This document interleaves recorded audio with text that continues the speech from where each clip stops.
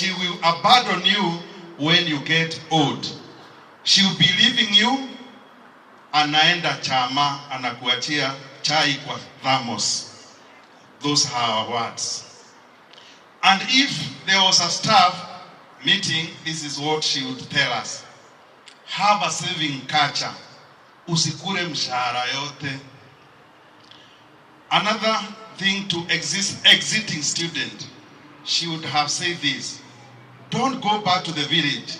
Hang around and look for a job.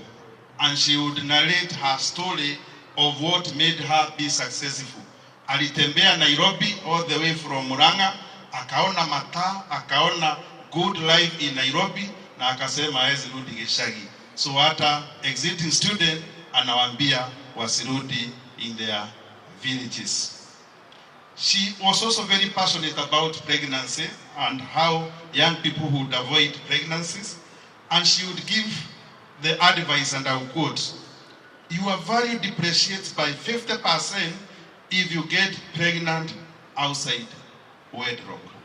Of course, she was quick to say, if you already have a baby, there is nothing to lose.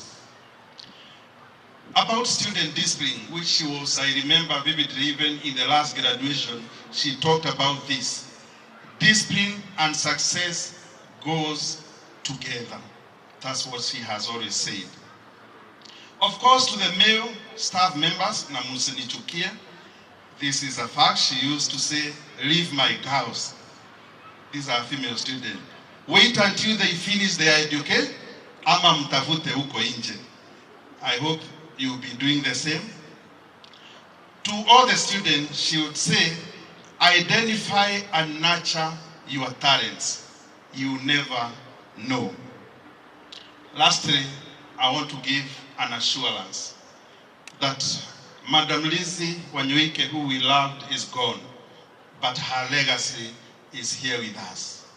The value she has planted in all of us, the value she has planted in all of us will continue. Na kuhakikishia wazazi, wanafunzi, na everybody else that whatever we have been doing will continue, and you should not feel worried. Why? Because Madam Lizzie had established very clear structures on how departments are run across all the campuses. And the directors will be talking later to the students about that assurance. Rest in peace, our mom, mentor, role model, pillar, beacon of hope, our teacher, our defender, and the love of many hearts. God keep her in eternal peace. Thank you. Leo naongea nikiwa nimenyenyekeza. Mimi leo ni mpole because my seniors are here. Right from my directors, staki ni discuss. Nikienda pande ya kanisa, Venerable Joseph is our archdeaconry ya Ruiru. So staki yaambie mchungaji wangu I be discommunicated from the church. So nitakuwa mpole. But more so, a person we have worked together here for a number of years, aliposikia hii maneno amefika hapa, na sio mwingine ni Aurelia Rono. Aurelia Rono is the PS in Parliamentary Services under the office of Honorable Musalia Mudavadi, na amekuja hapa kuleta rabirabi zake, and I hope all of us who are here will be inspired that you could be seated here today. Next time uletwe na bodyguard na gari ya nguvu yenye nimeona Madam PS. Sasa tumkaribishe Madam PS kwa makofi, makofi, makofi. Karibu Madam.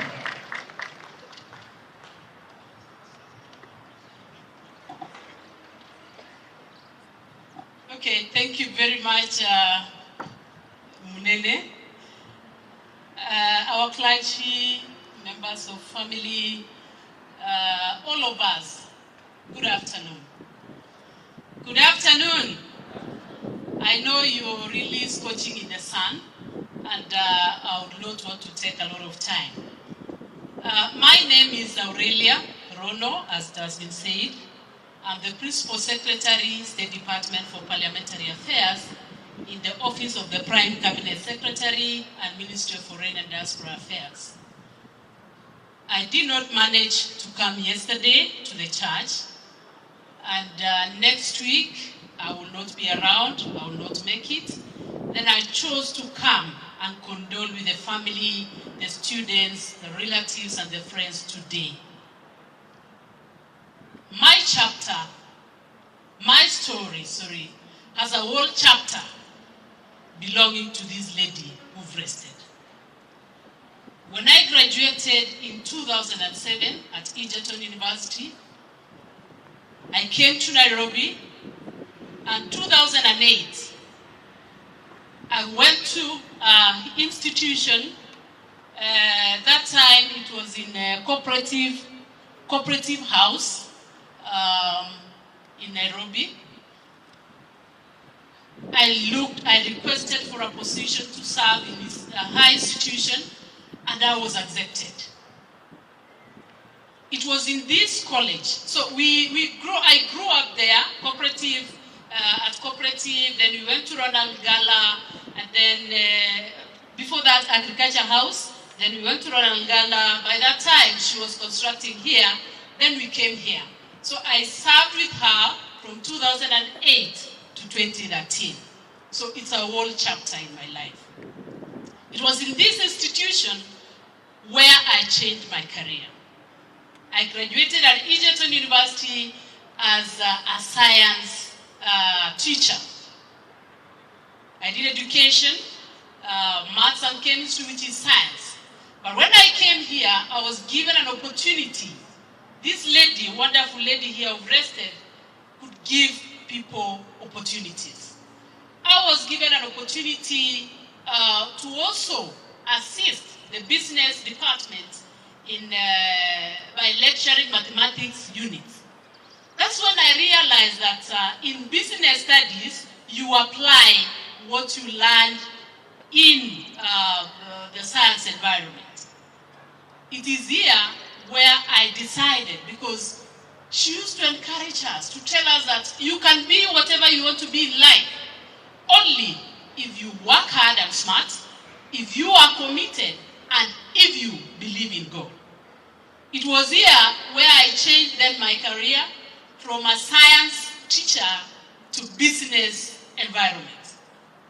As I talk to you, I'm graduating PhD, Business Administration Finance option, and it was it's courtesy of our encouragement. Ladies and gentlemen, students who are here, I want to repeat her words. We can be whatever we want to be in this world, only if you have God first. You work hard and smart. You believe in yourself, and you be focused. I do not want to take my time. Just allow me to read my tributes, because if I just talk freely like this, I'll take a lot of time, because I'll remember so many things that she used to tell us. So today, we gather with heavy hearts to bid farewell to a remarkable soul, a true visionary, and the heart and soul of Nairobi Institute of Business Studies and the Lizzie Wanyoike Preparatory School, Madam Lizzie Wanyoike. It is with profound sadness that we acknowledge the passing of a woman who left an indelible mark on our lives. I've told you that in the year 2008, Madam Lizzie extended her welcoming hand to many of us, including myself, providing not just a job, but an opportunity to be a part of the educational journey at Nairobi Institute of Business Studies. As a mentor, she was a beacon of encouragement, always fostering an environment where innovation and dedication thrived. Her commitment to excellence was infectious, setting the standard for all of us fortunate enough to work under her leadership. Madam Lizzie possessed a rare combination of resilience and kindness, and we've seen that from the many students she has supported. Her tireless work ethic inspired us to reach new heights, and her genuine care for each member of NIP's family created a sense of belonging that transcends the professional realm. I want to say that for me to reach this level where I am a PS, it is through her encouragement. It is through her motivation. Today, as we mourn her departure, let us also celebrate the legacy she leaves behind. The Nairobi Institute of Business Studies and the Preparatory School stands as a testament to her dedication and unwavering spirit. Our classrooms echo with the wisdom she imparted, and the corridors resonate with the memories of a leader who not only believed in education, but also in the potential of every individual to make a difference. I remember I did my master's program when I was still in this institution. And when I graduated, I went and explained to her, and she was very happy. She went ahead to write a letter to me, which I still have in my file, congratulating me for graduating in my master's studies. As we navigate through this difficult moment, let us remember Madam Liz for the inspiration she was. Let her legacy be the guiding light that encourages us to continue the noble work she started. In her memory, let us rededicate ourselves to the principle of hard work, encouragement, and the pursuit of excellence that she so passionately embodied. To Madam Lizzie's Wanyoike's beloved children, cherished relatives and dear friends and dear students, in these difficult moments, our hearts extend towards you with deepest sympathy and condolences. The loss of